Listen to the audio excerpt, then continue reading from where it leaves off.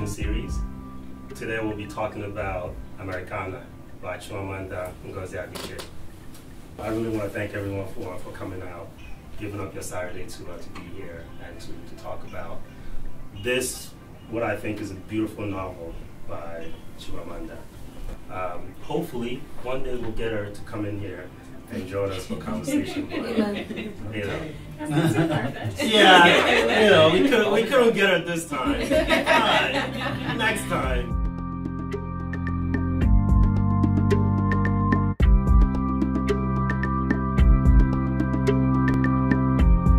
I think what struck me around that concept of immigration was Ifeme's experience before and then getting to America. There's an idea behind going to America that I think doesn't always necessarily match, when you get there, it doesn't always necessarily match what you had preconceived before. And I think that with Ifemelu for authentic purposes, what came after, I don't think she had expected it to be that way. You can feel that friction that she goes through. You can feel the transition in terms of her identity in Nigeria and after, and even what people thought it would be like for her being there. I could see what that was like because I knew I had friends who were like, "Oh, you're in America now," and it's almost like it's a check off the list. You're in prosperity, but America is a different beast on its own. Yeah, because when she first got to America and she got to Brooklyn. With Auntie Uju. And Auntie Uju was taking her around and she was so disoriented, just saying, wait, this is not what I thought it would be. This is not what I thought America would be. But what about the whole point of she coming and thinking that, okay, I'm this person, right? I'm Ifemelu. Okay. And then getting to America. And at the point when that started to change in a way for her. Right. I would say that for everybody who comes out of Africa, the first thing that strikes you when you get to a foreign land is that cultural identity. So she comes into the United States at an age where she's almost ripe, I can say. And then she has to think about her religion. She has to consider her outlook in terms of her hair. She has to look at love. She has to look at every aspect of what society brings, which forces her to actually recollect her childhood memory. I personally feel like she did a very perfect job in trying, and I'm talking of Chimamanda herself as a writer, to try and most probably get into her own self.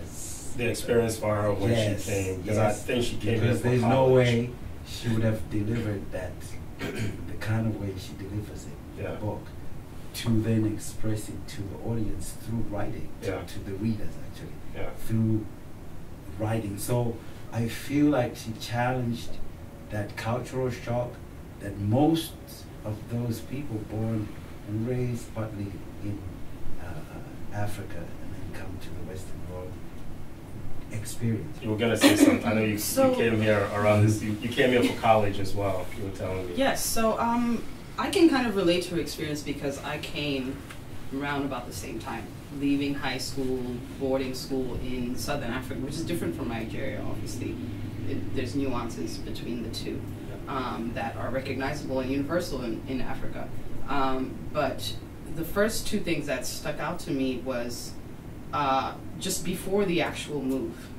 I think just as Africans and diaspora people, there's a certain level of mysticism that comes around America. It's just always been there. So it's this place that we've kind of imagined in our heads, and we've had the help of media and MTV and DAT whatever to fill our heads with these visions of grandeur. So we are already coming to it with a perception. We're not coming to London or to New York or whatever with any sense of a traveler's wonder. This is like all of our hopes and dreams and everything we want to do in life depends on this move. So it's already a really loaded relationship before you get off the plane, right?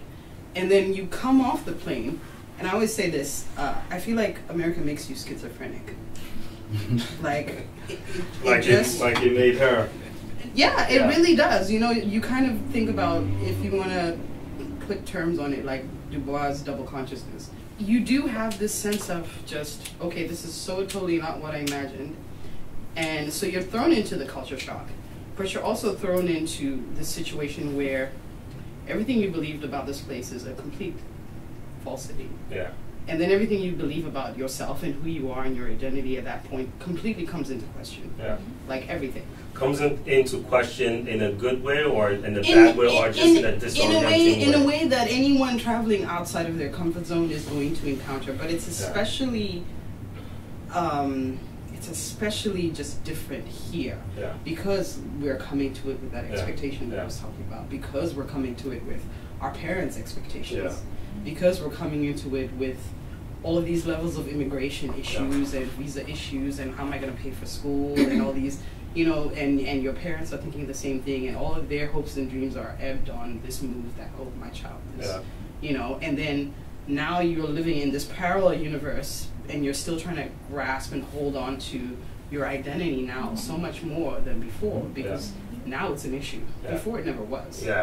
Did you, I know you also had that experience of coming here for college, and I remember you telling me the story of almost freezing to death. Yeah. But besides that, how was the experience for you? I had a very different experience. So there was some resonance with what Chimamanda described, but the sequence was different for me. So I was so excited that, you know, the excitement was like its own, you know, adrenaline. So I was just trying to soak it all in. I wasn't issues of identity and where I fit in came much later on. So how old were you when you came? I was 17 when I came. So, but very similar Did you process. have to find somewhere to braid your hair or something? Well, I was going to say that. That was my biggest disappointment.